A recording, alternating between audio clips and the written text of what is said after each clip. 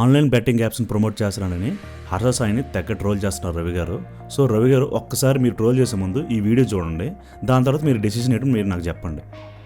ఇప్పుడు డ్రీమ్11 దీన్ని ప్రమోట్ చేసేదే మన మాజీ captain Ganguly and Mahendra Singh Dhoni.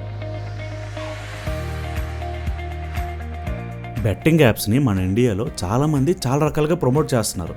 So ఇప్పుడు ఓన్లీ హర్ష సాయి మాత్రమే ప్రమోట్ చేస్తారని ప్రాపగండా చేయడం కరెక్ట్ కాదు.